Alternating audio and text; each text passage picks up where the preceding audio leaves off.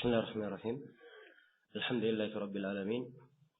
Wassalatu wassalamu ala al-mab'uts rahmatan lil alamin, nabiyina Muhammad wa ala alihi wa sahbihi wa man tabi'ahum bi ihsanin ila yaumiddin, amma ba'd. Ini majelis yang ke-6 dari penjelasan kitab Manhajus Salikin wa Tawdih al-Fiqh fid Din karya Syekh Abdurrahman bin Nasir As-Sa'di rahimahullahu taala, dari hari kedua daurah fikih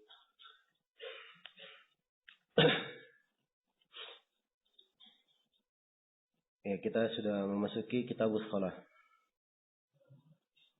pada halaman 23.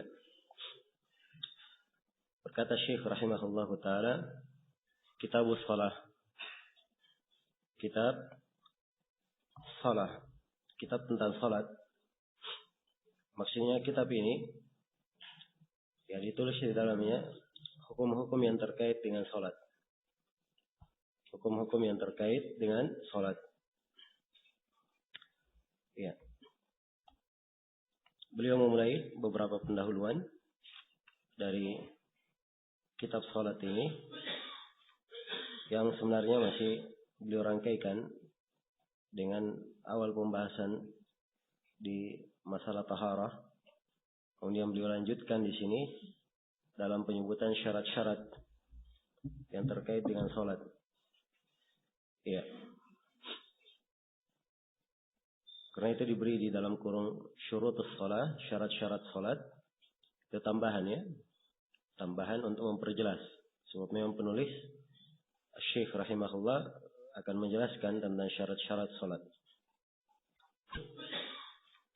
Yang sebenarnya masih, atau di dalam pendahuluan ini atau di dalam penyebutan syarat-syarat ini kita memberikan catatan 20 pembahasan dari uraian penulis. Ya, pembahasan yang pertama syarat tentang tahara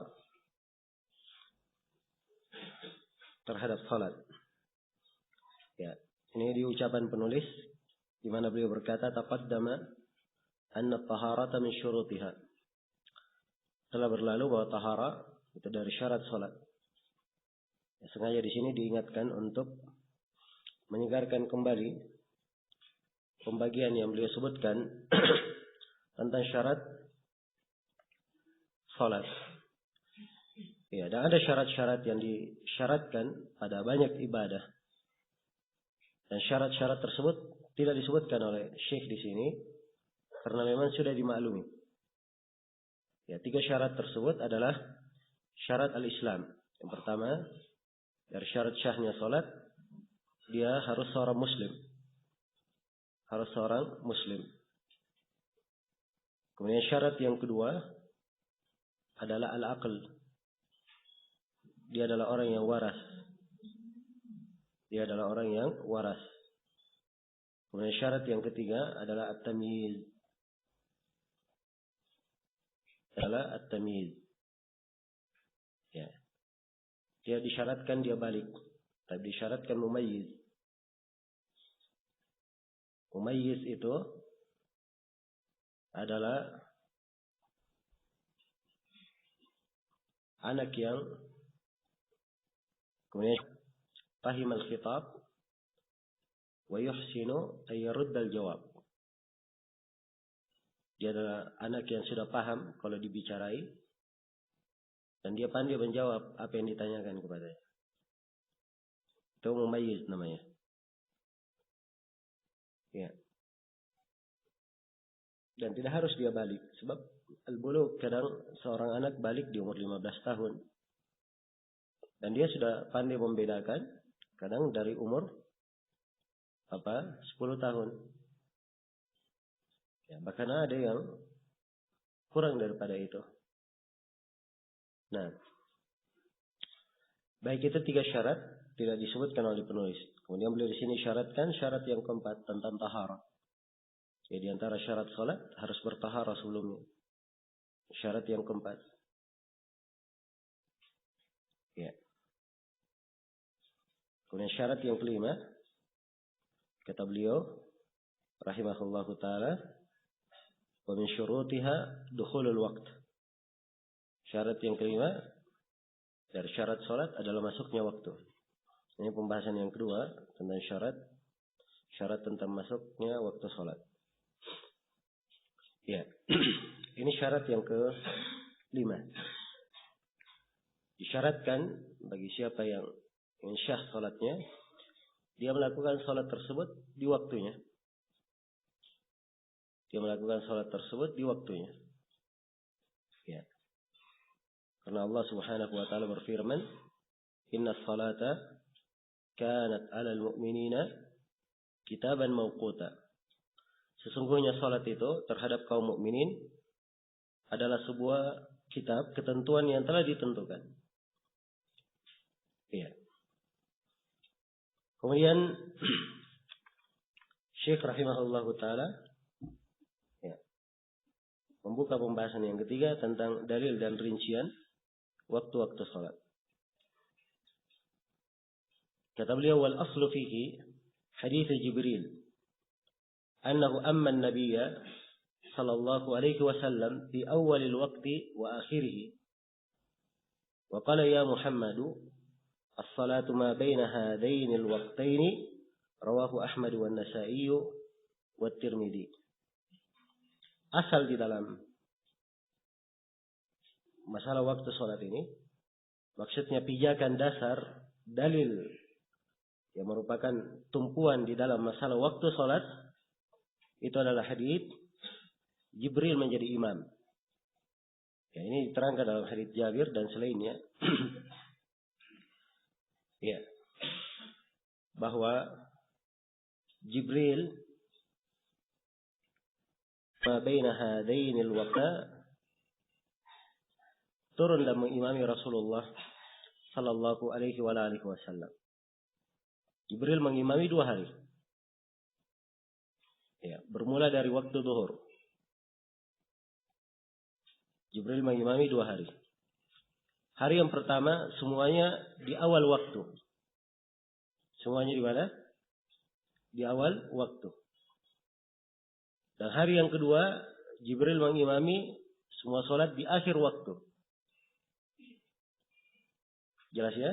Di akhir waktu. Ya. Turun dan mengimami Rasulullah imam, Nabi di belakangnya, dan kaum mukminin para sahabat berada di belakang Nabi. Berada di belakang Nabi sallallahu alaihi wasallam. Nah, ini dari keistimewaan yang didapatkan oleh para sahabat waktu. Dan hari yang kedua, saat ini kejadiannya di Mekah. Jibril mengimami manusia. Jelas ya? Kemudian setelah mempraktekkan, maka Jibril berkata, "Ya Muhammad, wahai Muhammad, as-salatu ma baina hadainil waqtaini." Salat itu waktunya antara 2 waktu ini. Jadi kemarin dari awal dia peragakan salat di awal waktu dan besoknya di akhir waktu, maka salat antara awal dan akhirnya adalah 2 yang diperagakan kemarin. Jelas ya? Dan rinciannya ada ya di Syekh di sini meringkas. Ya. Beliau tidak menyebutkan rincian di dalam hadits Jibril. Kenapa? Sebab hadits setelahnya itu lebih dijadikan patokan di dalam rincian waktu. Lebih jelas daripada hadits tentang Jibril menjadi imam. Itunya antara 2 waktu ini. Jadi kemarin dari bahwa salat itu ada awal waktunya dan ada akhir waktunya. Ya. Jelas ya? Jadi ini hadits yang pertama tentang Jibril menjadi imam. Ya. Dan di sini langsung diperagakan. Ya. Menunjukkan bahwa ilmu itu di dalam penyampaiannya kadang disampaikan dengan lisan dan kadang dicontohkan. Dan Nabi pernah melakukan hal yang seperti ini. Telah syah di dalam riwayat Muslim juga dari beberapa hadits. Ada orang yang bertanya kepada Nabi tentang waktu sholat. Maka Nabi berkata, hadirlah kamu sholat bersama kami 2 hari ini. Maka Nabi pun mencontohkan awal waktu dan akhir waktu pada setiap sholat. Jelas ya? Jadi Nabi juga melakukannya dan memberi contoh dengan perbuatan. Nah, hadits yang kedua, ini bukan dari perbuatan Nabi, tapi dari ucapannya. Ya. Dari ucapan beliau menjelaskan waktu sholat. Kata beliau an Abdullah bin Amr radhiyallahu anhuma, anna Nabi sallallahu alaihi wasallam qala, dari Abdullah bin Amr radhiyallahu anhuma, sungguhnya Nabi sallallahu alaihi wasallam bersabda, waktu dhuhri, waktu salat zuhur, idza zalat asy-syamsu wa kana dhillu ar-rajuli ka turihi ma lam tahdhur al-'asr. Ya. Waktu zuhur adalah apabila matahari itu tergelincir. Apabila matahari tergelincir. Wa kana dhillu ar-rajuli ka turihi. Dan adalah panjang bayangan seseorang sama dengan tingginya. Malam tahduril asar, sepanjang belum masuk waktu asar. Wa kana malam tasfarra asy-syamsu, dan waktu salat asar sepanjang matahari belum menguning. Wa waktu salatil maghribi malam yaghib asy-syafaq, dan waktu salat maghrib selama asy-syafaq belum hilang. Ya, selama cahaya senja belum hilang. Waktu salatil isya ila nisfil lail, sepanjang belum masya sampai seperdua malam. Wa waktu salatis subhi min tulu'il fajri ma lam tatlu'is syams, dan waktu salat subuh dari terbitnya fajar sepanjang matahari belum terbit. Rawahu Muslim. Hadits ini diriwayatkan oleh Imam Muslim. Ya. Baik, jadi sini Syekh rahimahullah membawakan dua dalil. Ya, yang dua dalil ini terdapat di dalamnya penjelasan tentang waktu-waktu salat. Hadits Jibril menjelaskan bahwa waktu-waktu salat ada awal dan akhirnya. Dan hadits Abdullah bin Amr, beliau merinci. Terdapat di dalamnya rincian waktu-waktu salat. Ya, kita sudah baca ya di pendahuluan bahwa dari metodologi Syekh di dalam menulis buku ini, ya. Jadi kalau dalilnya sudah jelas seperti ini, hadits Abdullah bin Amr itu merinci waktu salat. Jadi dia tidak perlu merinci, tidak perlu beliau tulis waktu duhur dari begini sampai begini, waktu asar dari begini sampai begini. Cukup beliau bawakan haditsnya yang menjelaskan rincian. Jelas ya? Beliau hanya membawakan rincian dengan menyebutkan hadits di sini. Ya. Hadits Jibril sebenarnya juga ada rincian di dalamnya, mana awal waktu, mana akhir waktu. Tapi Syekh tidak menyebutkan rincian dalam hadits Jibril. Dan ini punya rahasia di kalangan ahli fikih. Kenapa? Sebab ada perbedaan antara hadits Jibril dan hadits Abdullah bin Amr dalam sebagian penyebutan akhir waktu salatnya. Iya. Karena itu yang mana yang didahulukan? Hadits Jibril atau hadits Abdullah bin Amr bin As? Ya, Syekh nampak ketika beliau tidak menyebutkan konteks hadits Jibril, beliau hanya menyebutkan konteks hadits Abdullah bin Amr bin As, yang menunjukkan bahwa beliau menguatkan hadits Abdullah bin Amr bin As. Ya. Dan ini memang yang dikuatkan oleh al-muhaqqiqin dari para ulama. Ya, sebab hadits Abdullah bin Amr bin As ini lebih sahih.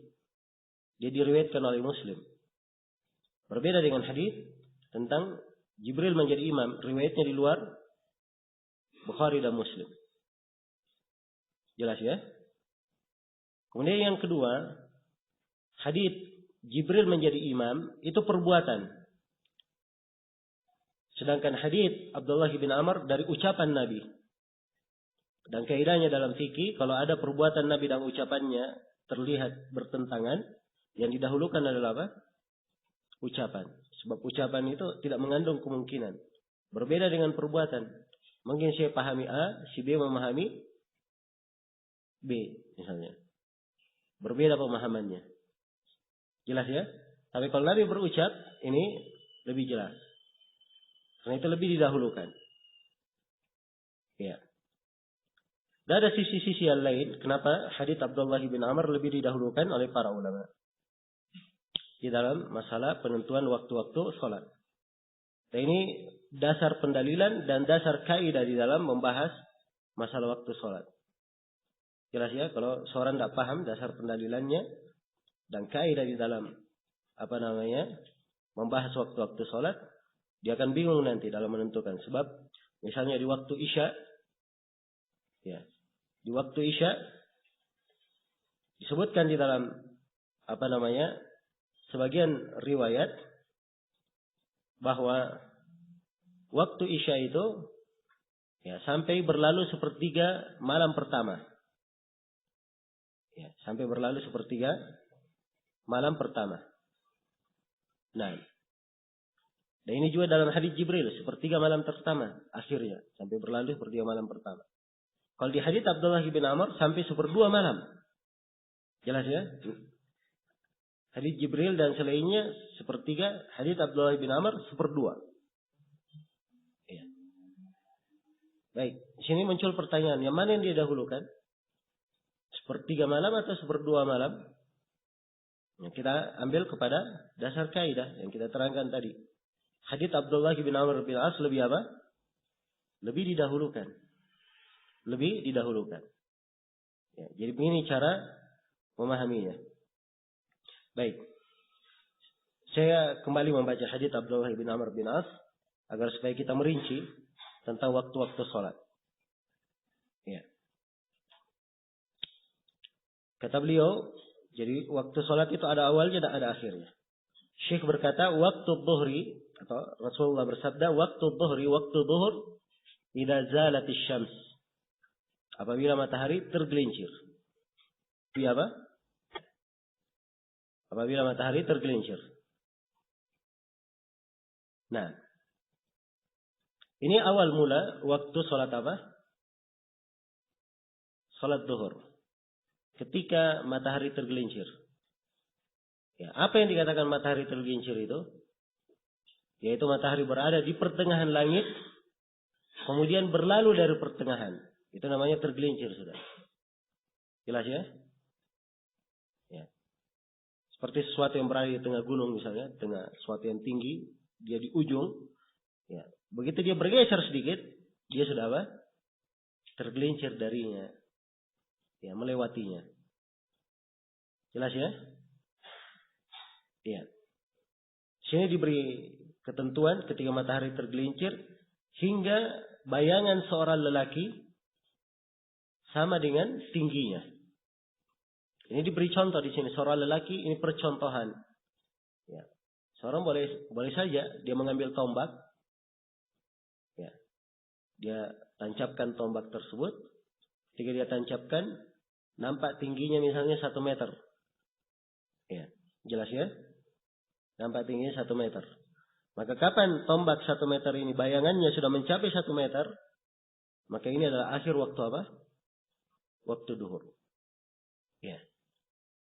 Ini penyebutan akhirnya waktu duhur malam tahduril asar, sepanjang belum masuk waktu asar. Ya, baik. Jadi misalnya kalau seorang ingin mengukur waktu, dia tancapkan misalnya tombak. Ya. Anggaplah tombaknya panjangnya 1 meter. Ketika matahari terbit, tentunya bayangan tombak ini akan menjadi sangat panjang sekali. Ya. 2 kali lipat bahkan lebih. Sebab matahari akan membuat bayangannya menjadi panjang. Begitu matahari naik, maka bayangan tombak ini semakin memendek. Ya, terus matahari naik, bayangan tombak semakin memendek. Ketika matahari berada di tengah-tengah, bayangan tombaknya akan hilang. Ya, jelas ya? Bayangan tombaknya akan hilang. Begitu matahari tergelincir, bayangan tombak yang pertama muncul itulah yang dikatakan matahari telah apa? Tergelincir. Ya. Dan di sini dalam melihat bayangan itu sesuai dengan garis khatulistiwa. Iya.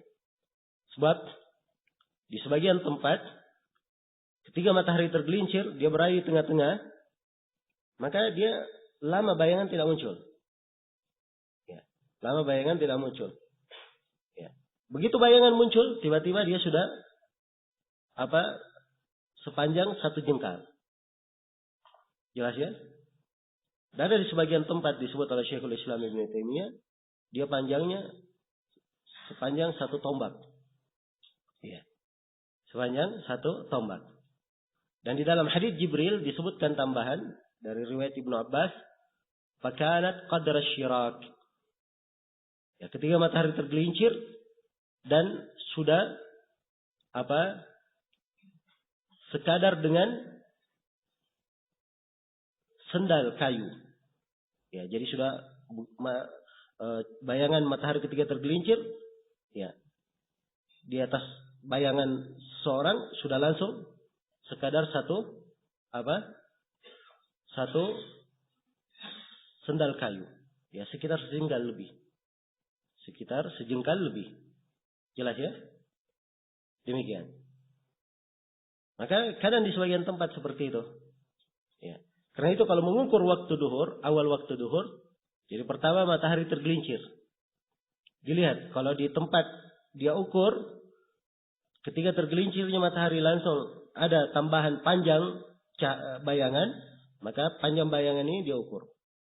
Anggaplah misalnya sejengkal. Ukurannya sejengkal ya. Dia ukur sejengkal. Ketika muncul dia ukur sejengkal. Maka akhir waktu duhur, dia tunggu bayangan ini sampai, andai kata misalnya tombak tingginya 1 meter, maka dia tunggu tombak ini sampai bayangannya 1 meter ditambah Ditambah sejengkal. Jelas ya? Sebab ini bayangan yang pertama kali muncul sejengkal, dia tetap ukuran. Ya. Jelas sampai sini? Kecuali kalau dia muncul langsung kelihatan bayangannya 1 senti, ini lain lagi masalahnya. Berarti 1 meter ditambah 1 senti. Iya. Jelas ya? Demikian. Baik.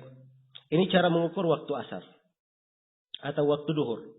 Jadi waktu duhur mulainya adalah ketika matahari tergelincir. Ditambah dengan bayangan yang pertama kali muncul. Ya. Kemudian akhirnya ketika bayangan sesuatu sama dengan tingginya. Ditambah dengan bayangan yang pertama kali muncul ketika tergelincir. Ini akhir waktu asar. Dia adalah akhir waktu asar sekaligus awal waktu. Dia adalah akhir waktu duhur sekaligus awal waktu awal waktu asar. Ya, akhir waktu duhur sekaligus awal waktu asar. Duhur dan asar itu tidak ada jaraknya. Ya. Matahari tergelincir. Maghrib sebagaimana asar dan maghrib tidak ada jaraknya. Sebagaimana maghrib dan isya tidak ada jaraknya. Dan sebagaimana isya dan subuh tidak ada jaraknya. Bersambung semua waktu itu. Kecuali sholat subuh dan duhur, dia punya jarak. Ya, sholat subuh batasannya sampai matahari terbit. Ya, dari matahari terbit hingga tergelincirnya matahari itu tidak ada waktu sholat. Jelas ya? Tidak ada waktu sholat. Jelas taknya. Ya, matahari tergelincir. Selesai pembahasan tentang waktu duhur. Sekarang waktu asar. Ya, jadi waktu asar tadi sudah kita ketahui awalnya kapan? Ketika bayangan sesuatu sama dengan tingginya. Ditambah dengan apa? Ya. Bayangan yang pertama muncul ketika matahari tergelincir. Ya, ini tambahan ini kalau memang ada nampaknya tambahan di tempat dia mengukurnya. Di daerah yang dia mengukur. Ya. Karena itu Nabi tidak menjelaskan di sini awal waktu asar, langsung diterangkan akhirnya. Kata beliau, waktul asri malam tasfarra syams. Dan waktu salat asar sepanjang matahari belum menguning. Ya, sepanjang matahari belum apa? Belum menguning. Nah, ini ukuran di dalam hadits siapa? Hadits Abdullah bin Amr. Kalau hadits Jibril sampai bayangan seseorang 2 kali lipat tingginya. Ya, kalau bayangannya 1 meter, ya apa tingginya 1 meter, maka sampai bayangannya 2 meter. Kan begitu. Itu kalau di hadis Jibril. Tapi kalau di hadis Abdullah bin Amr tidak. Ukurannya adalah matahari. Dilihat matahari. Sepanjang dia masih putih bersih, maka ini masih apa? Masih waktu asar. Kapan dia sudah menguning, sudah selesai waktu asar. Sudah selesai waktu asar. Tapi harus dipahami di sini. Apa yang dimaksud waktu asar yang sudah selesai? Ini yang disebut dengan nama waktu al-mukhtar. Waktu yang terpilihnya. Dalam artian apa waktu terpilih? Waktu yang ada keluasan dalam pelaksanaan kewajiban di situ. Kapan dia laksanakan antara waktu itu, dia tidak berdosa. Tapi kalau sudah matahari menguning, tetap masih waktu asar. Boleh sholat asar. Tapi kalau dia mengundur tanpa udur, dia sudah berdosa. Dia sudah berdosa. Jelas ya? Ini fikih harus dipahami. Ya, sebab Nabi SAW menjelaskan dalam hadits Abu Qatadah riwayat Muslim, "Laisa fin naumi tafriq. Innamat tafriqu." Iya. Sungguhnya tidak ada dalam tidur itu hal yang dikatakan tafrid, menelantarkan. Ya. Siapa yang tidur, dia tidak dianggap menelantarkan. Kapan saja dia bangun, langsung dia sholat. Tidak ada menelantarkan. Tafrid yang dimaksud dalam syariat menelantarkan sholat adalah seseorang yang tidak melakukan sholat sampai masuk waktu sholat berikutnya. Jadi di sini Nabi menyebutkan sampai masuk waktu sholat berikutnya. Jadi sebenarnya dari duhur sampai ke asar, asar sampai ke maghrib, ini adalah waktu sholat. Semuanya adalah waktu apa? Sholat. Maghrib sampai ke isya waktu sholat. Isya sampai ke subuh adalah waktu apa? Waktu sholat. Ya. Waktu pelaksanaan sholat. Cuman pelaksanaan sholat ini terbagi 2. Ada waktu pilihan.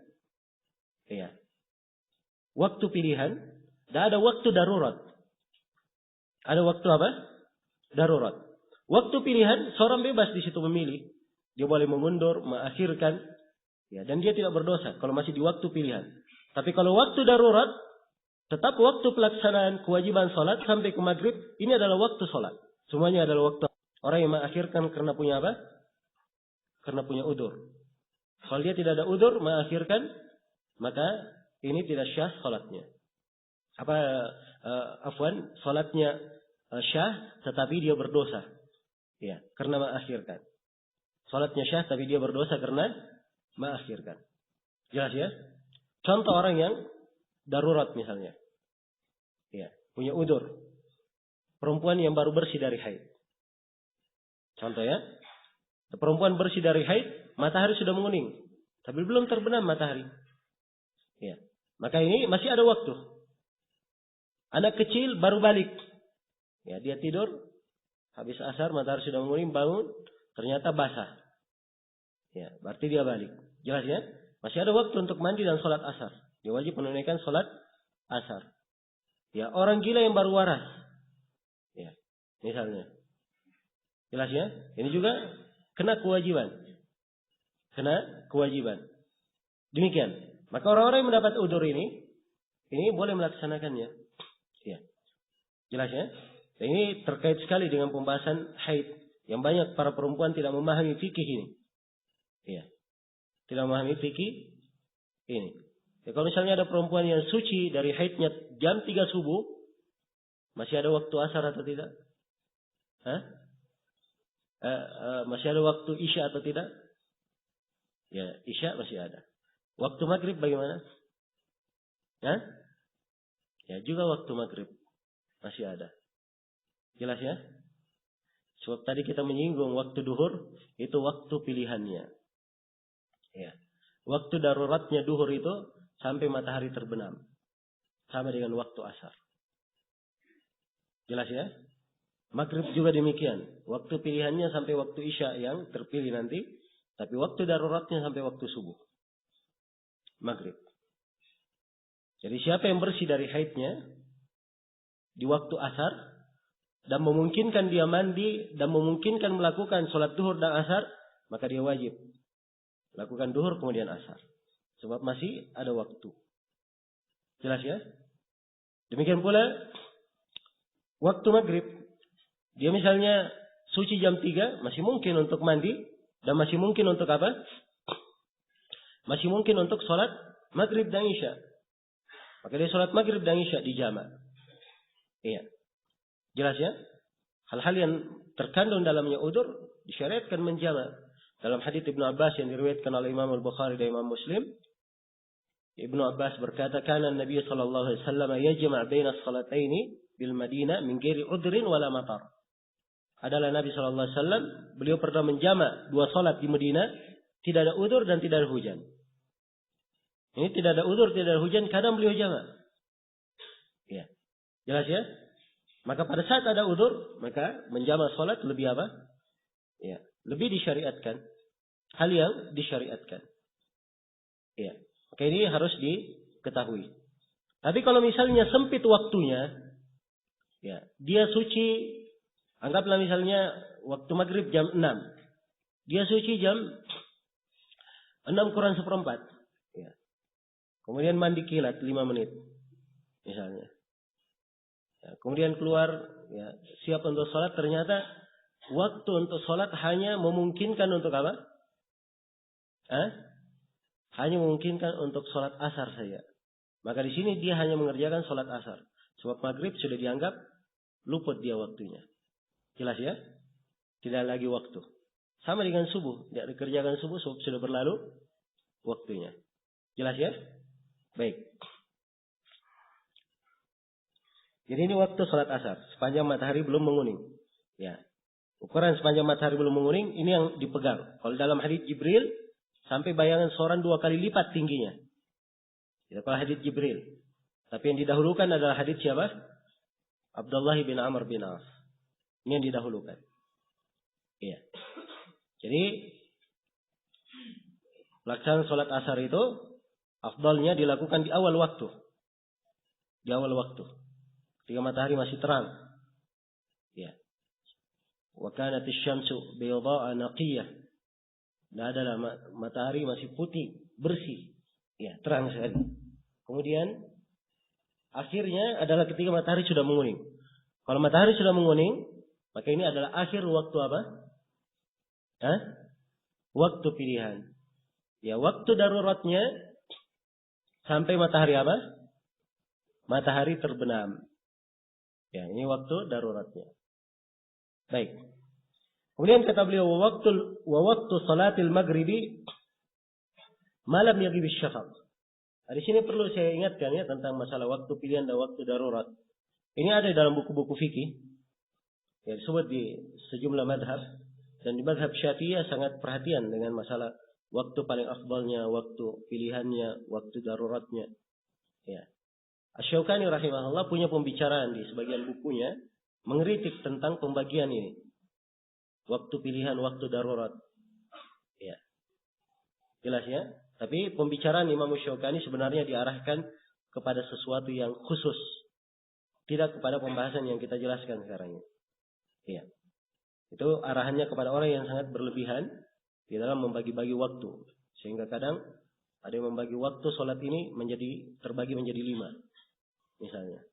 Nah, ini yang beliau kritisi. Jelas ya? Adapun makna syar'i yang telah kita sebutkan tadi, itu adalah hal bukunya mengkritik tentang pembagian dalil.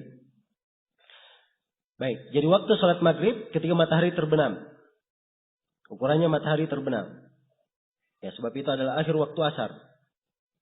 Ya, yang dimaksud dengan matahari terbenam, di mana seluruh lingkaran matahari itu sudah apa? Sudah terbenam. Di dalam membagi-bagi waktu. Sehingga syafaq, sepanjang syafaq belum hilang. Ya, ketika matahari terbenam, kelihatan cahaya senja. Ya, dan senja yang diinginkan adalah cahaya yang merah. Ya, sebab kalau kita perhatikan senja itu, ketika matahari terbenam, akan nampak cahaya senja, kemerah-merahan. Kemudian lama-kelamaan, semakin gelap, hilang cahaya merah. Tapi masih ada cahaya putih. Jelasnya? Setelah itu hilang sama sekali menjadi gelap gulita. Nah, jadi syafaq itu, senja itu ada 2. Ada yang warna merah dan ada yang warna apa? Putih. Ya. Dan yang dimaksudkan dengan syafaq di sini adalah senja yang berwarna merah. Ya.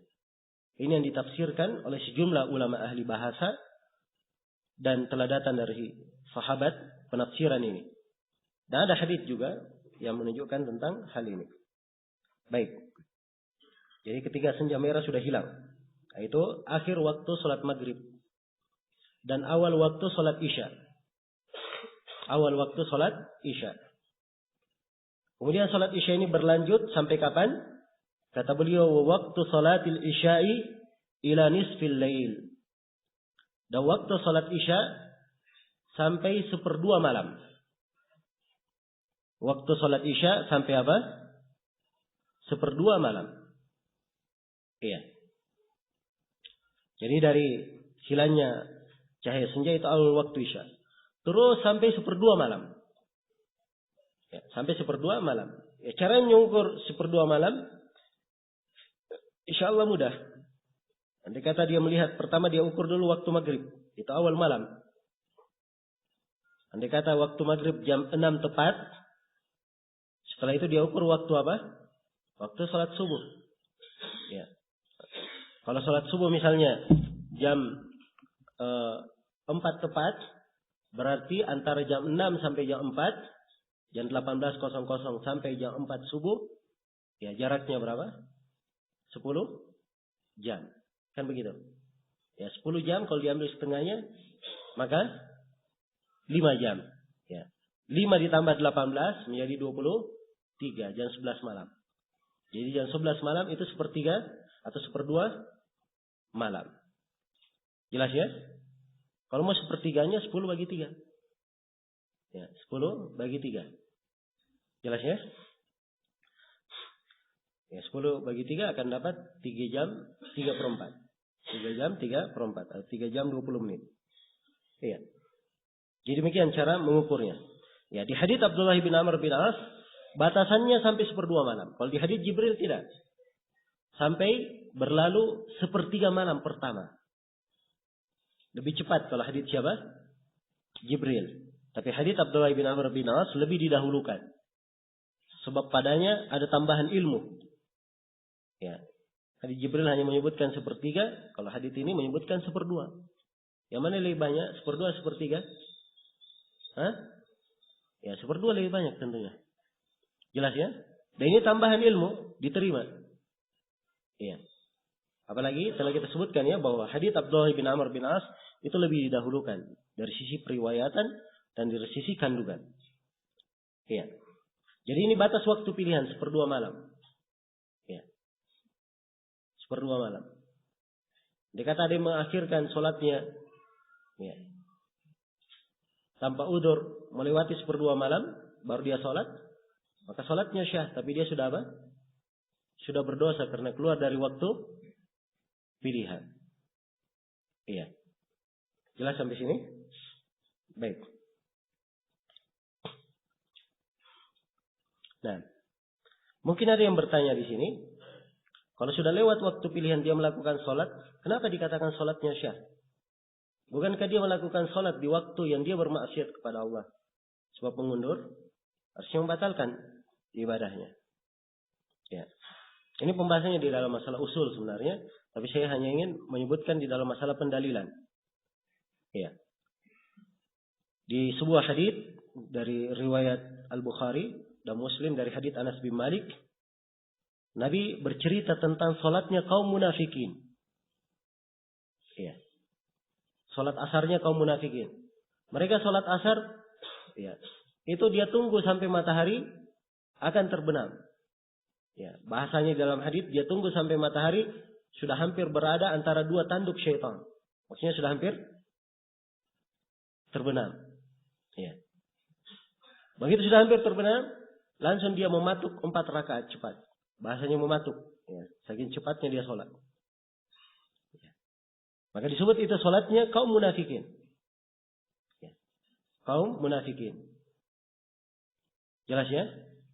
Disebutkan sebagai bentuk sholat dan dianggap sebagai hal yang membatalkan, dikatakan misalnya bahwa sholatnya tidak syah. Ya. Hanya disinggung bahwa itu adalah sholat sifat salat kaum munafikin. Jelas sampai sini ya? Karena itu kita sebutkan kalau dia lewat waktu pilihan, salatnya tetap syah tapi dia berdosa. Iya. Kemudian berikutnya, wa waktu salatis subhi. Wa waktu salatis subhi min tulu'il fajri ma lam tatlu'is syams.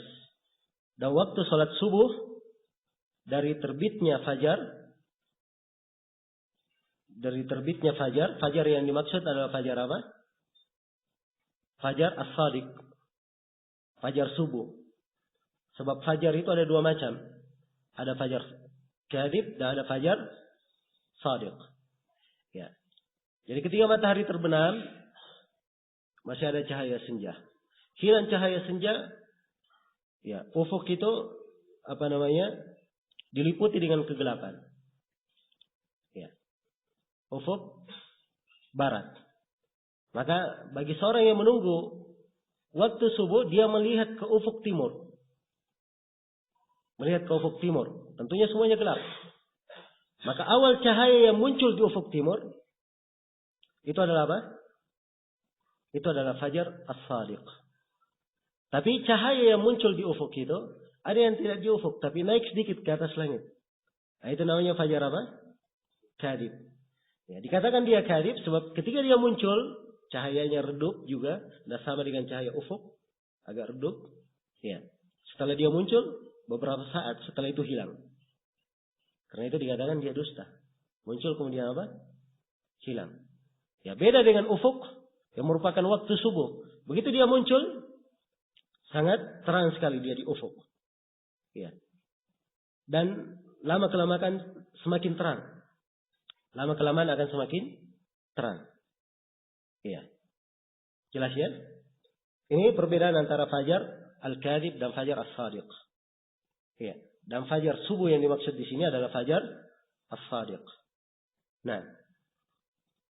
Jadi dari munculnya fajar malam tatlu'is syams. Terus waktu subuh itu berjalan sepanjang matahari belum terbit. Jadi lihat semakin terang. Kalau sudah dia lihat lingkaran matahari naik, nah itu sudah berakhir waktu apa? Waktu subuh. Jelas sampai sini? Baik. Ini penjelasan waktu-waktu sholat. Waktu sholat di sini dimulai dari penjelasan duhur, kemudian asar, kemudian maghrib, kemudian isya, kemudian subuh. Ya. Dan di sebagian riwayat dimulai dari subuh, kemudian duhur, kemudian asar. Ya. Dan ini tidak terlalu bermasalah sebenarnya, hanya dibahas di satu pembahasan saja. Di mana sholat asar itu disebut dengan nama terang-terang apa? Al-wusta, sholat pertengahan. Ya, kalau dia pertengahan, berarti 2 sholat sebelumnya, 2 sholat setelahnya. Ya. 2 sholat sebelum asar apa? Duhur dan apa? Subuh. Berarti subuh yang merupakan awal. Ya. Subuh yang merupakan awal dari 5 waktu sholat. Baik. Ya. Dan saya sebutkan tadi bahwa perbedaan masalah ini yang mana yang awal, apakah subuh dan duhur, ini tidak terlalu penting. Ada sebagian sudut masalah, sudut pembahasan, tapi tidak terlalu penting insyaallah. Nah,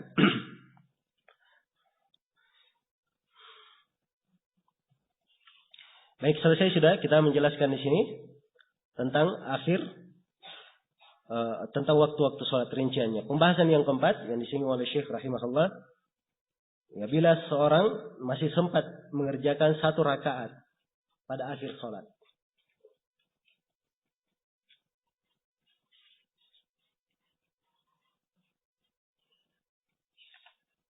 Ya. Beliau berkata, Syekh menjelaskan pembahasan ini dalam ucapan beliau, kata beliau, wa yudraku waktu sholati bi idraki raka'atin. Dan didapatkan waktu sholat itu dengan mendapatkan 1 rakaat. Dengan mendapatkan apa? 1 rakaat. Di qaulihi sallallahu alaihi wasallam, berdasarkan sabda Nabi sallallahu alaihi wasallam, man adraka raka'atan min as-salat faqad adraka as-salah. Faqad adraka as-salah. Muttafaqun alaih. Kata beliau, waktu salat itu didapatkan dengan mendapatkan 1 rakaat. Satu rakaat di sini bukan rukunya, tetapi satu rakaat penuh. Ya. Ukurlah misalnya seorang sholat satu rakaat. Kira-kira berapa menit dia perlukan? Rakaat. Di qaulihi sallallahu alaihi wasallam, saya kira 5 menit terlalu banyak juga. Ya. Kalau dia sedang-sedang saja, mungkin 3 menit. Jelas ya? Ya. Dia dapatkan dirinya seorang perempuan mendapatkan dirinya baru selesai dari haid. Dia segera mandi.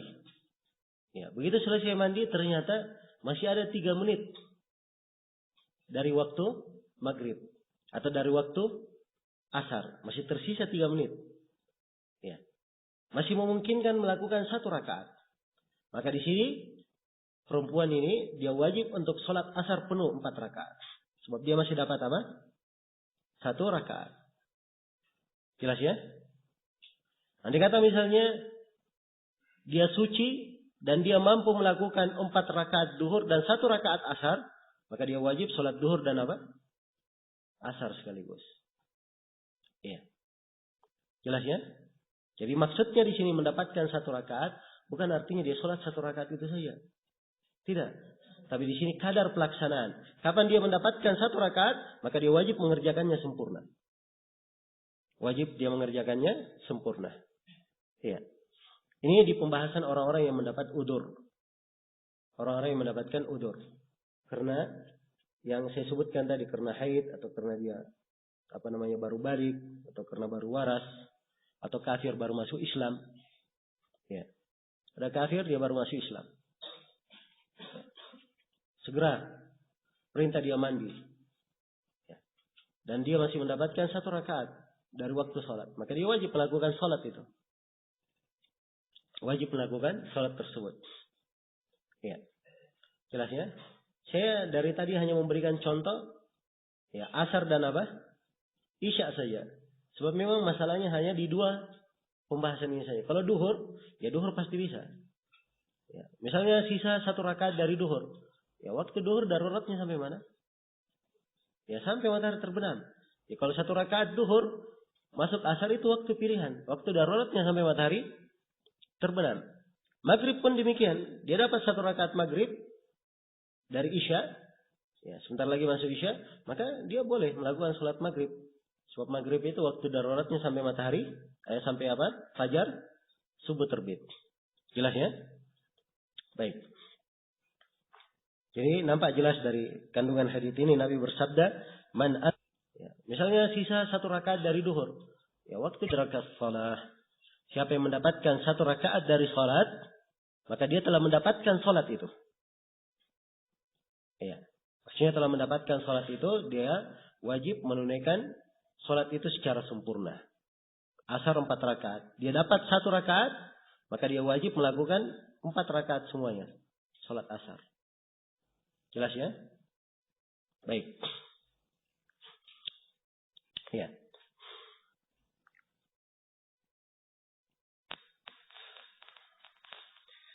Kemudian kata beliau rahimahullahu ta'ala.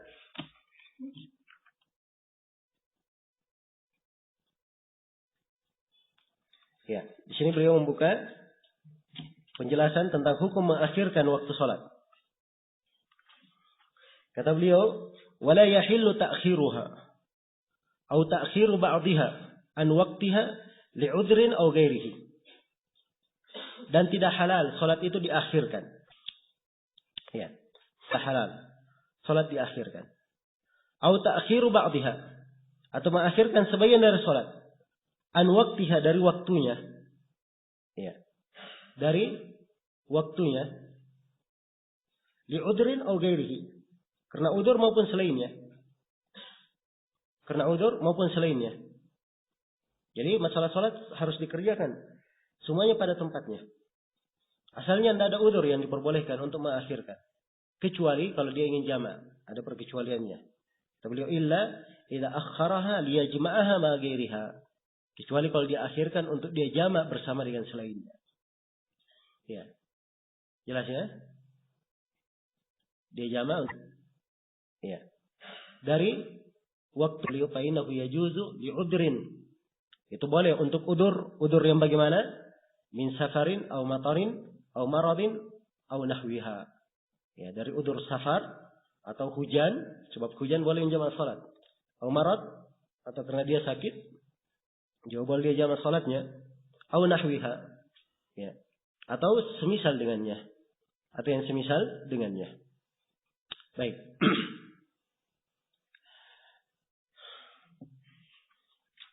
Ya. Di sini pembahasan yang kelima tentang hukum mengakhirkan salat. Jadi mengakhirkan salat itu tidak dihalalkan. Salat itu semuanya ada waktunya, ada tempatnya. Allah firman, "Inna salata kanat 'alal mu'minina kitaban mawquta." Sesungguhnya salat itu terhadap kaum mukminin adalah waktu yang telah ditentukan. Dan dalam hadits Abu Qatadah riwayat Muslim, Rasulullah sallallahu alaihi wasallam bersabda, "Laisa fin naumi tafriq, innama tafriqu 'ala man lam yusalli as-salata hatta yaji'a waqtu as-salati al-ukhra." Tidak ada dalam tidur itu penelantaran. Ya. Ini beda ya, udur yang diterangkan tadi bukan tidur.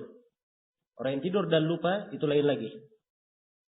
Orang yang ketiduran misalnya pada Isya dia tidur, ya. Atau pada Maghrib dia tidur, dia belum melakukan Isya. Ya, dia bangun menjelang duhur. Ya. Misalnya ya, dia bangun menjelang duhur. Maka dia sudah luput berapa sholat? 2. Dia luput sholat apa? Isya, dan dia luput sholat subuh. Maka di sini dikatakan bahwa orang yang seperti ini, sudah lewat waktunya, berarti gugur kewajiban sholatnya. Tidak. Jelas ya? Sebab tidur, waktu pelaksananya, kapan dia bangun langsung dia sholat. Ini masalah tidur. Demikian pula orang yang lupa. Orang yang lupa. Ya. Dikata ada orang yang lupa, nah sholat dia dianggap dirinya sudah sholat, terus dia kerja masuk waktu subuh, baru dia ingat, rupanya dia belum sholat Isya. Ya. Maka dia wajib sholat Isya dan dia luput sholat subuh. Segera. Ya. Jelas ya? Ini berdasarkan hadits Anas bin Malik dan selainnya. Nabi sallallahu alaihi wasallam bersabda, "Man nama an salatiha wa nusiya anha, fa waqtuha hina ma dzakaraha." Siapa yang tidur dari salatnya itu dilupakan, maka waktunya ketika dia mengingat. Iya. Orang tidur ketika dia terjaga. Segera dilaksanakan salat itu. Tapi ini udzur lain di sini tentang masalah menjamak. Ya, menjamak salat itu boleh kalau safar, atau karena hujan, atau karena sakit. Ya. Atau yang semisal dengan ini. Dibawakan kata semisal oleh Syekh, sebab Nabi pernah menjamak di kota Madinah, tidak ada udzur hujan, tidak ada pula udzur kekhawatiran, ketakutan. Iya. Baik. Jadi ini penjelasan bahwa waktu sholat itu tidak halal untuk diakhirkan. Ini perkara disepakati oleh kaum muslimin. Iya. Kemudian pembahasan berikutnya, pembahasan yang ke-6, kapan menjamak 2 sholat disyariatkan. Nah, di sini Syekh terangkan bahwa mengakhirkan tidak dibolehkan kecuali kalau dia ingin menjamak sholat itu dengan sholat yang lainnya. Dia ingin menjamak sholat tersebut dengan sholat yang lainnya. Iya. Jelas. Maka di sini menunjukkan bahwa menjamak sholat adalah perkara yang disyariatkan, akhirkan. Ini perkara disepakati oleh kaum muslimin. Pensyariatannya diriwayatkan oleh Imam Al-Bukhari dan Imam Muslim dari hadits Anas bin Malik bahwa Nabi sallallahu alaihi wasallam menjamak antara duhur dan asar. Ya. Jelas ya? Menjamak antara duhur dan asar. Jadi Nabi sallallahu alaihi wasallam kalau beliau berangkat sebelum matahari tergelincir, maka beliau akhirkan waktu duhur. Beliau jamak di waktu asar. Tapi kalau beliau berangkat dan sudah masuk waktu duhur, beliau menjamak antara duhur dan asar di depan. Jamak takdim. Iya. Jelas ya? Maka menjamak adalah hal yang disyariatkan. Cuma di sini yang perlu kita detailkan, kapan jamak itu disyariatkan, pada udzur yang bagaimana. Nah, di sini diterangkan oleh Syekh. Ya. Kata beliau rahimahullah, Fa innahu yajuzu li udrin. Sungguhnya dia boleh dengan udur. Karena udur. Min safarin. Karena safar. Beliau jamak di waktu asar. Tapi kalau beliau karena safar. Dibolehkan menjamak karena safar. Dalilnya tadi saya sudah sebutkan. Hadits Anas bin Malik, Nabi menjamak salatnya. Ya, dan selainnya. Yang kedua, au matarin atau karena hujan. Ya. Boleh menjamak karena hujan. Boleh menjamak karena hujan. Dan ini berdasarkan hadits Ibnu Abbas. Riwayat Bukhari dan Muslim. Ya, Nabi menjamak antara duhur dan asar, maghrib dan isya di Madinah. Min ghairi khaufin wala matar. Dalam sebuah riwayat min ghairi udrin wala matar, tanpa ada udur dan tanpa ada apa? Hujan. Tanpa ada udur dan tanpa ada hujan. Ya, beliau menjamak. Jelas ya? Baik. Jadi hujan boleh dijamak. Ya, boleh dijamak. Dan ini dari pendapat para ulama yang masih berjalan hingga hari ini, ya, dan kita saksikan ditegakkan oleh para ulama kita. Ya. Berulang kali kita sholat menjamak hujan di Yaman dulu di tempat Syekh Mukbil rahimahullah. Ya. Juga kadang terjadi di Saudi. Pernah sekali saya dapatkan di Masjid Syekh Shalal Fauzan. Ya. Dijamak antara maghrib dan isya karena hujan. Karena hujan. Maka ini adalah hal yang disyariatkan dan dilakukan oleh para ulama karena adanya apa? Adanya hujan. Kemudian au maradin atau karena sakit. Ya. Sehingga beliau terangkan boleh menjamak. Ya. Boleh menjamak karena sakit. Ya. Menjamak karena sakit. Namun di sini di masalah karena sakit di sini ini ada terkait dengan sebagian pembahasan. Ya. Karena menjamak yang disebutkan di dalam hadits Ibnu Abbas tanpa takut dan hujan ini dijamak oleh Rasulullah di masjidnya. Wajar ya? Namanya hujan, ada kekhawatiran karena takut angin misalnya atau takut apa. Ya. Maka wajar kalau dijamak di masjid sebab sulit seorang itu datang ke mana? Ke masjid. Tapi kalau ya sifat sholatnya dia kerjakan di rumah, dia sholat sendirian, seorang yang sakit, apakah disyariatkan menjamak? Ya. Kalau jamak bermakna dia jamak takdim atau dia akhirkan menjadi jamak takhir, ini hal yang kurang afdal. Kalau dia menjamak dengan makna jamak suri, maka itu boleh saja. Dia jamak dengan makna apa? Jamak suri. Jamak suri itu bagaimana? Waktu duhur diakhirkan sampai akhir duhur. Jelas ya? Ya. Jadi misalnya duhurnya jam 3.30 misalnya. Ya. Maka dia akhirkan duhurnya sampai jam 3.20. Ya. Dia sholat duhur 10 menit. Begitu selesai sholat duhur, sudah masuk sholat apa? Sholat asar. Langsung dia sambung sholat asar. Ini namanya jamak suri. Sebenarnya tidak dijamak sebab setiap sholat apa? Pada waktunya masing-masing. Pada waktunya masing-masing. Tapi ya karena dia berdekatan maka disebut dengan nama jamak. Jelas ya? Bagi orang yang sakit ini yang dinasihatkan cara menjamaknya. Seperti itu. Adapun kalau dia jamak takdim dari awal duhur di awal waktu dia jamak dengan asar atau dia akhirkan duhurnya dia jamak di waktu asar, maka ini kurang afdal baginya. Walaupun ada sebagian ulama yang berpendapat seperti itu, tapi ini kurang afdal. Jelas ya? Ini namanya jamak suri. Sebenarnya tidak dijamak sebab misalnya ada yang sholat apa? Pada waktunya masing-masing. Sebab orang yang hujan dia boleh tidak hadir sholat berjamaah di masjid. Ya, apakah dia boleh menjamak sholatnya di rumahnya? Ya, maka jawabannya tidak. Sebab ini dari nas-nas syariat apa yang dilakukan oleh para sahabat menjamak ini dilakukan bersama Nabi di masjid. Ya, sebab memang udurnya untuk orang yang apa? Berat hadir ke masjid. Kalau hujan berat dia hadir untuk sholat berikutnya ke masjid. Ya. Mungkin kita di negeri kita ini ya hujan air itu mudah diserap. Tapi di sebagian tempat di di tanah Arab sana Baru hujan sesaat saja sudah banjir. Ya. Sudah banjir. Jelas ya? Sampai saya pernah dapatkan di sebagian tempat, ya justru kita nggak dapatkan hujan di situ. Hujannya di sebelah sana jauh. Tapi yang kebanjiran kita. Ya. Karena airnya mengalir. Ya. Kita berada di lembah, ya.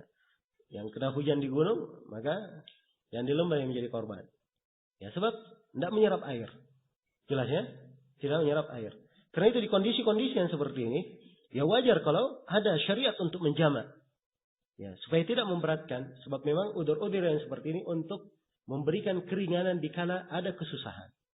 Dikala ada kesusahan. Ya bagi orang yang sholat di rumahnya, asalnya dia sudah ambil keringanan, tidak sholat. Maka tidak ada gunanya dia menjamak. Ya. Tidak ada gunanya dia menjamak. Jelas ya? Dia sholat di rumah, sholat maghrib pada waktunya. Begitu masuk isya, dia sholat isya. Ya, apa sulitnya baginya?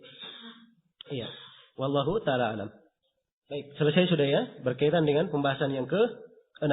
Kapan menjamak dua sholat disyariatkan. Kemudian kata beliau rahimahullah.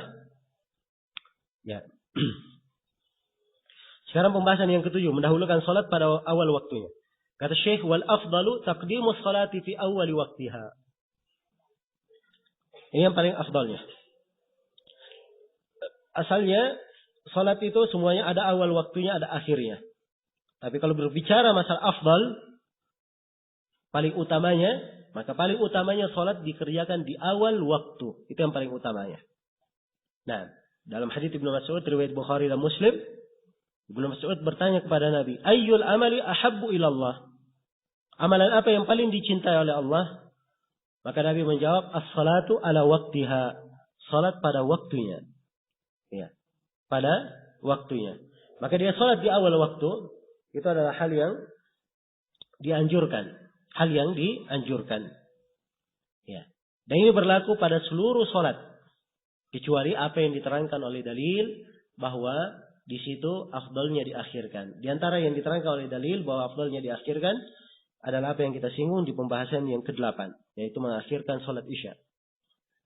Dan Syekh di sini menjelaskan, illal isya. Di dalam yushaq. Ya. Kecuali salat isya. Ya, salat isya afdalnya bukan di awal, tapi afdalnya diakhirkan. Afdalnya diakhirkan kalau tidak memberatkan. Ingat kalau apa? Tidak memberatkan.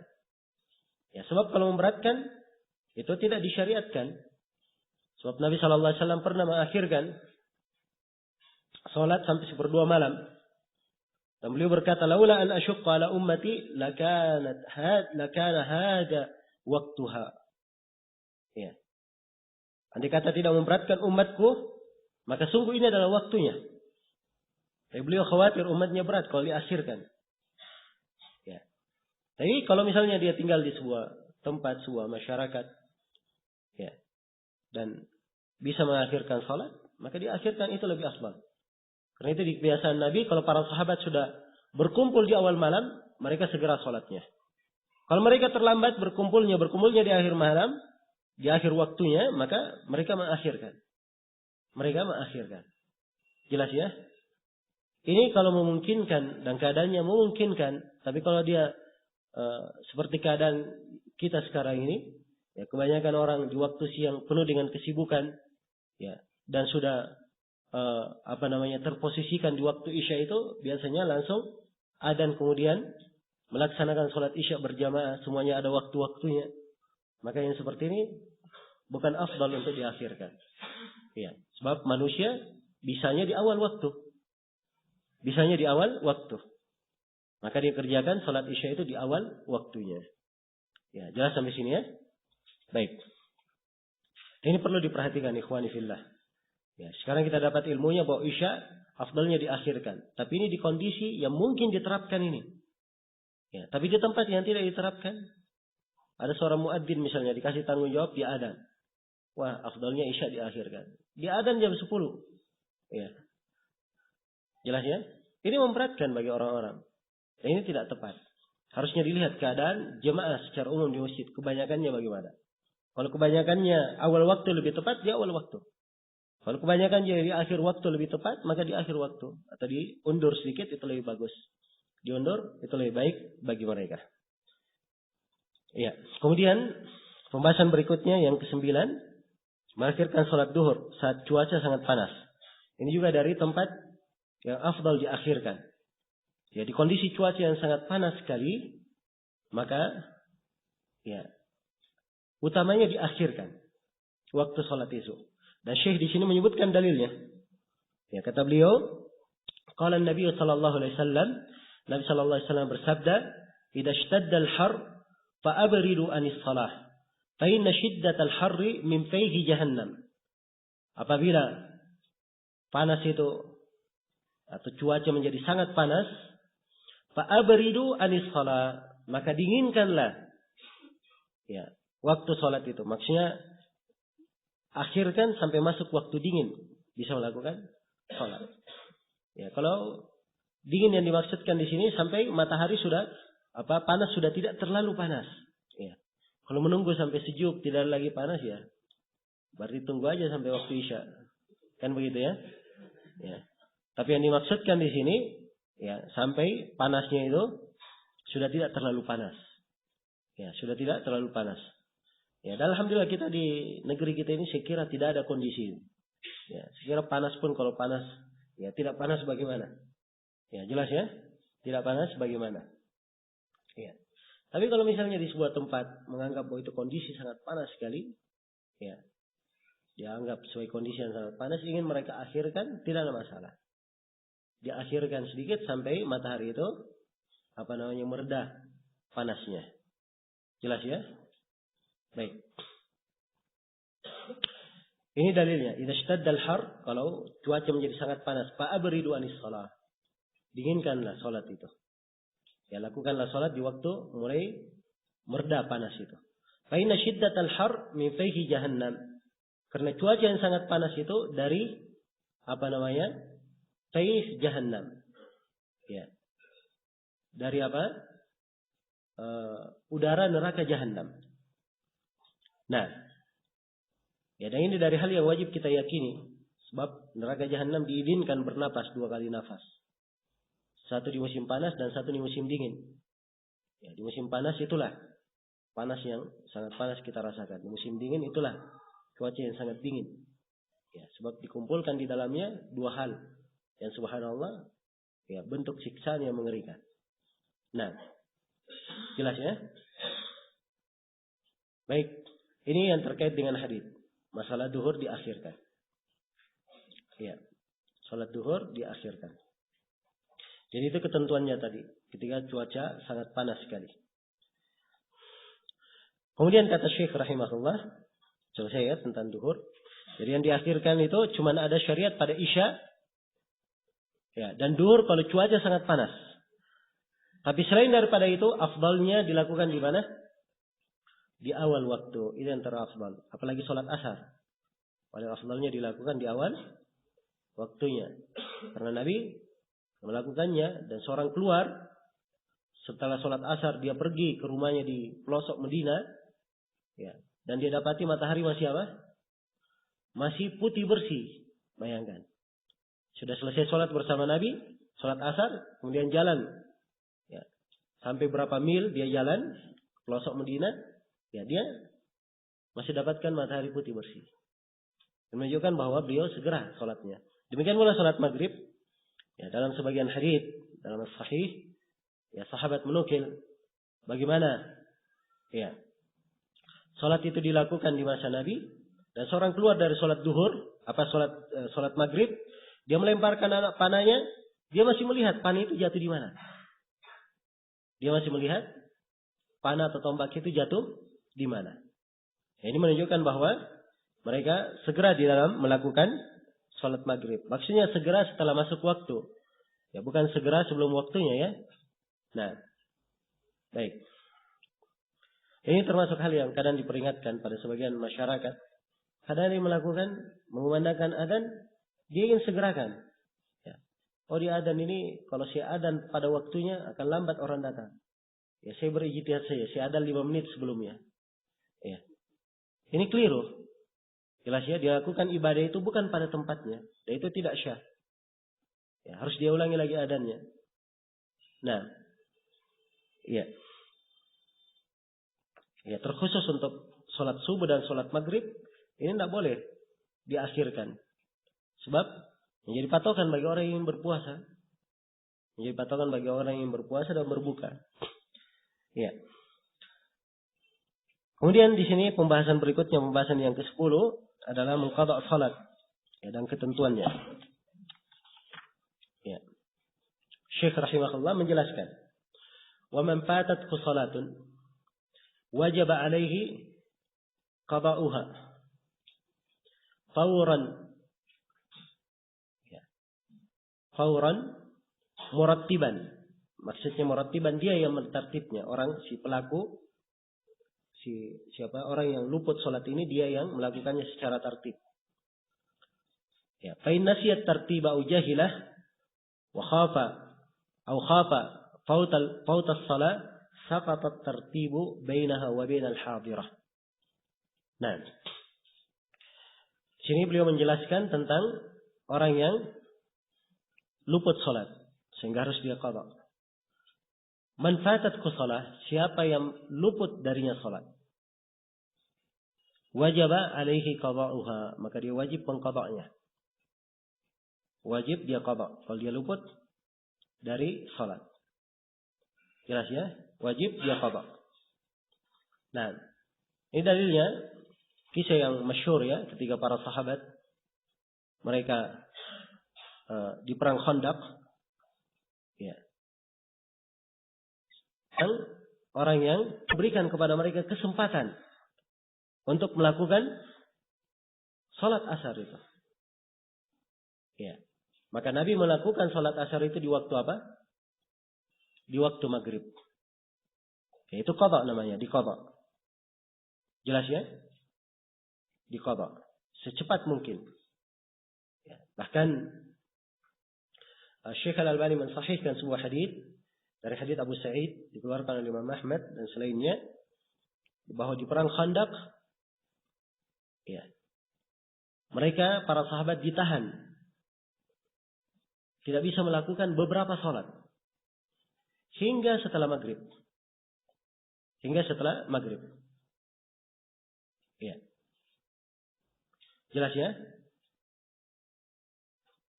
Maka setelah itu beliau pun melakukan salat duhur dahulu. Lalu beliau salat sebagaimana beliau melakukan salat itu pada waktunya, duhur pada waktunya. Setelah itu beliau salat asar dan melakukan salat asar itu sebagaimana waktunya, pada waktunya, 4 rakaat. Setelah itu beliau salat maghrib. Beliau salat maghrib. Jadi di sini perhatikan, ya, di qadha fauran, segera, sebab asalnya salat itu sudah begitu keluar waktunya, kapan dia tahu sudah luput, maka tidak boleh dia akhirkan lagi. Tidak boleh diakhirkan. Kapan diakhirkan dengan sengaja, dia sudah berdosa. Ya. Jelas ya? Dia sudah berdosa. Fauran, sesegera mungkin. Murattiban, dia tertib. Itu tadi dalilnya untuk mentertib. Sebab Nabi ketika tertahan dari beberapa salat, beliau salat duhur, kemudian asar, kemudian apa? Maghrib. Dilakukan di waktu maghrib. Ya, dilakukan di waktu maghrib. Murattiban. Harus ditertib. Fa'in nasiyat tertib, kalau dia lupa tertibnya, ya, lupa tertib, misalnya dia sudah sholat, ya, dia sholat, takbir sudah, dia sangka bahwa dirinya baru luput asar saja, dia sudah sholat asar, ternyata dia baru ingat bahwa dia belum sholat duhur juga, ya, jelas ya, maka di sini tidak ada masalah, dia sholat saja, ya, jelas ya.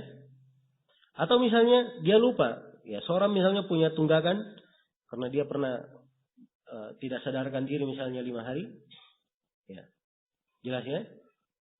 Akhirnya lupa tertibnya bagaimana, ya, maka di sini gugur tertibnya. Au jahilahu, atau dia jahil tentang hal ini, tidak mengetahuinya. Au khaufa fautal waqt, atau dia khawatir luputnya waktu. Sekarang dia belum salat asar, masuk salat maghrib, waktu maghrib sisa sedikit. Kalau dia sholat asar dahulu, maka sudah keluar waktu maghribnya. Jelas ya? Maka keadaan yang seperti ini, dia sholat maghrib saja. pada waktunya sholat maghrib. Setelah sholat maghrib baru dia sholat asar. Jelas ya? Baru dia sholat asar. Nah, ini yang ditekankan di sini oleh Syekh rahimahullahu taala. Ya. Sebab kalau dia sholat asar di situ, maka dia akan meluputkan sholat maghribnya dengan sengaja. Sholat asarnya sudah luput memang. Ya. Dan dia ketika tidak melaksanakannya langsung, ada udzur sebab dia sedang sibuk melakukan sholat maghrib pada waktunya. Dan asalnya sholat itu dikerjakan pada waktunya. Sebagaimana yang telah kita terangkan. Kata beliau, saqata at-tartibu bainaha wa bainal hadirah. Maka gugurlah tertib antara sholat itu dan sholat yang hadir. Sholat yang dilakukan saat itu. Ya, jelas? Baik, ini beberapa ketentuan seputar masalah mengqadha sholat.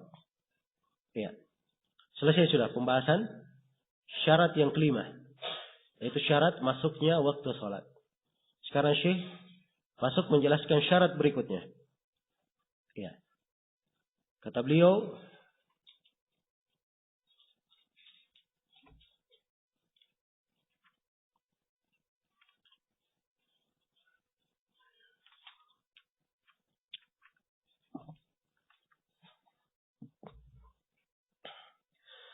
ya. Syarat yang ke-6 sekarang ya.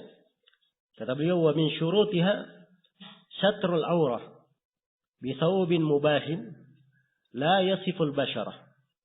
Dari syarat salat adalah menutup aurat. Ini syarat yang ke-6 dari syarat syahnya salat. Yaitu menutup aurat. Menutup aurat. Dan ini pembahasan yang ke-11 di sini. Syarat tentang menutup aurat untuk salat. Syekh akan sebutkan dalilnya ya. Tentang wajibnya menutup aurat. Kata beliau, ya. Sini pembahasan yang ke-12. Beliau terangkan tentang ketentuan menutup aurat. Kapan seorang dikatakan menutup aurat? Apa ketentuannya? Sini beliau jelaskan. Kata beliau, bisaubin. Dia memakai saub mubahin. Pakaian yang mubah. Boleh dipakai. Bukan pakaian yang haram. La yasiful basyarah. Pakaian yang tidak mensifatkan kulit. Tidak menampakkan kulit. Kalau saya bahasakan dengan bahasa bebas. Pakaian yang tidak transparan. Ya. Jelas ya? Di sini beliau singgung beberapa ketentuan. Pakaian yang dianggap menutup aurat. Ya. Kalau saya globalkan. Bahwa syarat sebuah pakaian dikatakan menutup aurat itu ada 4. Ada 4 syarat. Sebuah pakaian dikatakan menutup aurat. Yang pertama, pakaian tersebut tidak mensifatkan kulit. Tidak mensifatkan kulit, atau saya bahasakan dengan bahasa lain, pakaian tersebut tidak transparan. Iya. Jelas ya? Kalau misalnya ada yang memakai kain putih, transparan menampakkan auratnya, makanya tidak boleh. Putih tipis yang tidak boleh. Demikian misalnya kalau ada yang bikin pakaian dari plastik, ya, boleh atau tidak? Ya, tidak boleh sebab ini transparan. Jelas ya? Baik. Syarat yang kedua, pakaian itu adalah pakaian yang suci. Tidak boleh pakaian yang najis. Ya. Tidak boleh pakaian yang najis. Sebab Allah berfirman dalam Al-Quran, wa thiyabaka fatahhir, dan pakaianmu sucikanlah. Ya, dibangun di atas salah satu penafsiran ya, dalam tafsir ayat.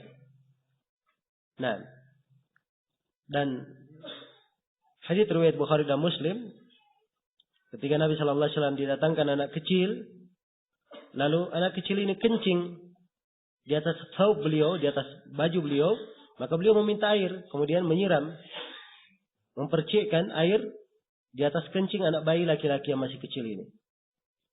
Jelas ya?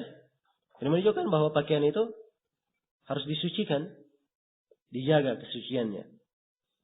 Kemudian syarat yang ketiga, dari syarat pakaian yang menutup aurat, disyaratkan pakaian itu adalah pakaian yang mubah, pakaian yang boleh, bukan pakaian yang haram. Bukan pakaian yang diharamkan. Iya. Jelas ya? Sebab kalau pakaiannya diharamkan, tidak boleh seorang bermaksiat memakai pakaian yang diharamkan. Dan pakaian yang diharamkan itu, ada yang pengharamannya li'ainihi, karena zat pakaian itu sendiri. Dan ada yang diharamkan karena pensifatannya. Sifat atau bentuk pakaiannya. Dan ada pakaian yang diharamkan karena hasil dari, atau sumber dari pakaian itu. Sumber dari pakaian tersebut. Ini 3 bentuk pengharaman. Yang pertama ada yang pakaian diharamkan karena zat pakaian itu sendiri. Contoh misalnya sutra bagi laki-laki. Ya.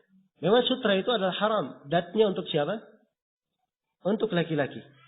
Maka kalau ada seorang yang sholat, dia memakai sutra, ya, maka ini dia telah melanggar syarat sholatnya.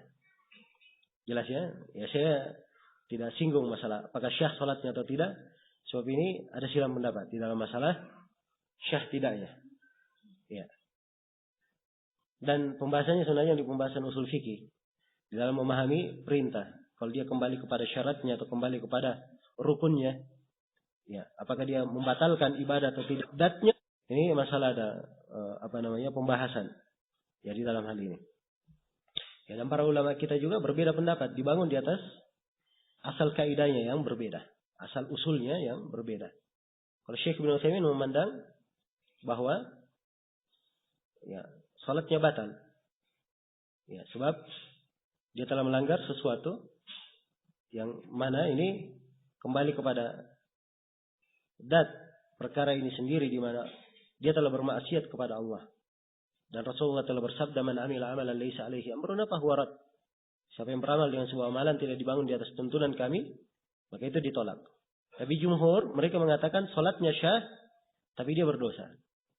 Dia berdosa. Mereka anggap bahwa pakaian sutra ini tidak khusus terkait dengan salat itu sendiri.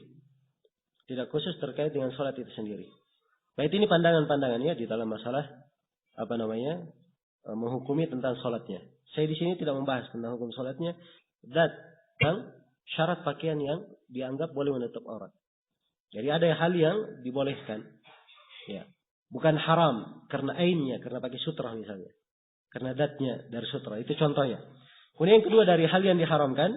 Ada yang diharamkan ya, karena pensifatannya. Seperti baju yang isbal. Ya. Dia musbil misalnya. Maka asal pakaiannya boleh. Hanya karena sifatnya dia musbil. Ya. Maka dia diharamkan. Dia diharamkan. Jelas ya? Baik. Yang ketiga ada hal yang diharamkan. Karena sumbernya. Ya. Seperti baju yang dicuri. Misalnya. Atau baju yang dia rampas. Ya. Ini haram dia pakai karena apa? Bukan miliknya, barang curian. Ya. Barang curian. Ya. Jadi secara umum baju yang dipakai menutup aurat itu adalah baju yang boleh. Tidak boleh dia hal yang diharamkan. Bentuk pengharamannya ada 3 jenis tadi yang kita sebutkan. Kemudian syarat yang ke berapa sekarang? Syarat yang keempat. Ya. Syarat yang keempat disyaratkan pada pakaian yang menutup aurat itu, pakaian tersebut tidak membahayakannya. Pakaian tersebut tidak membahayakannya. Nah, ya. So kalau pakaian itu membahayakan, Allah tidak membebani seseorang, ya, dalam hal yang membahayakannya, mencelakakan dirinya. Nah, dikata misalnya ada yang pakai baju, ya, baju ini berisi paku-paku, ya, pakaian ini tidak boleh ya. Ya, ini bukan pakaian yang dipakai menutup aurat, sebab itu membahayakan. Baik, dan Syekh tidak menyinggung syarat ini, ya, karena biasanya syarat ini orang sudah memahaminya. Jelas ya? Baik, jadi itu syarat pakaian yang boleh dipakai menutup aurat. Kemudian setelah menyinggung masalah menutup aurat, ya, maka perlu diketahui aurat itu apa? Ya, aurat itu apa? Maka di sini beliau di pembahasan yang ke-13 beliau menjelaskan pembagian aurat manusia. Kata beliau, wal auratu salasatu anwa. Aurat itu ada 3. Ada 3. Yang pertama mughalladhah. Ada aurat yang mughalladhah. Ya. Yang sangat dipermasalahkan dan sangat dianggap sebagai aurat. Sangat dianggap sebagai apa? Aurat. Wa hiya auratul mar'atil khurra al-balighah. Ya. Yang mughalladhah ini adalah aurat perempuan bebas yang telah balik. Fajami'u badaniha auratun fis salati illa wajhaha.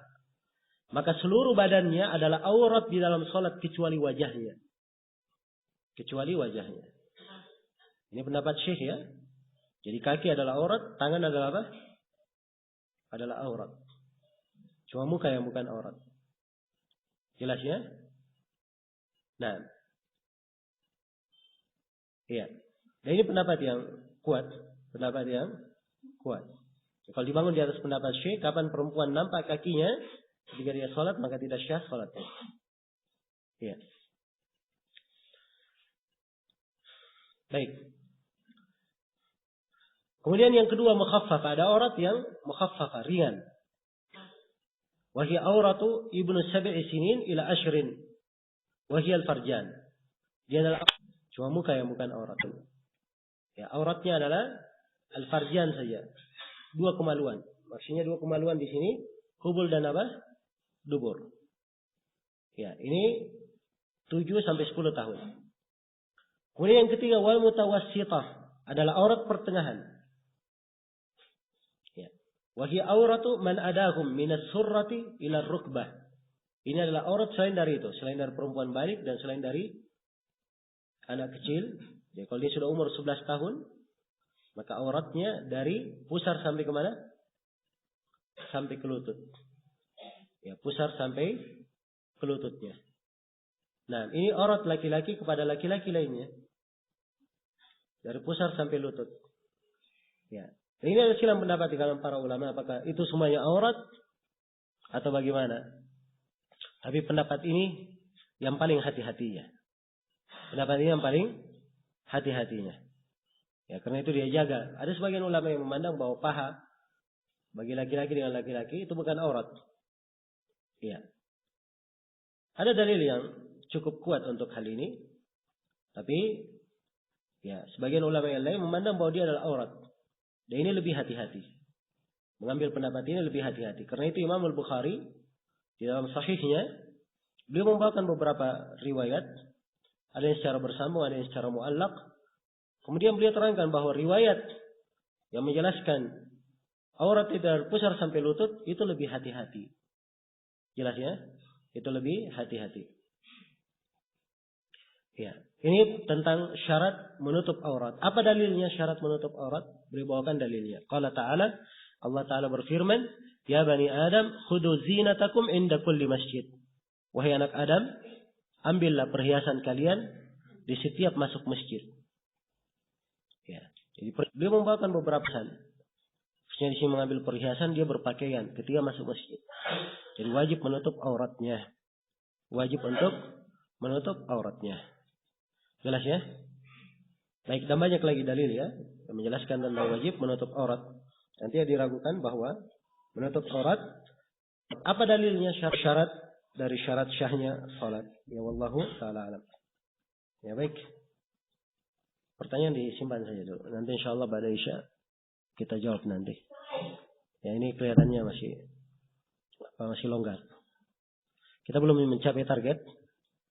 Tapi insyaallah taala setelah salat maghrib hingga setelah salat Isya kita akan selesaikan targetnya. Kalau ada waktu kita jawab pertanyaan. Untuk sementara saya cukupkan dulu sampai sini dan kita sambung insyaallah setelah salat maghrib. Subhanakallahumma bihamdik asyhadu an la ilaha illa anta astaghfiruka wa atubu ilaik walhamdulillahirabbil alamin.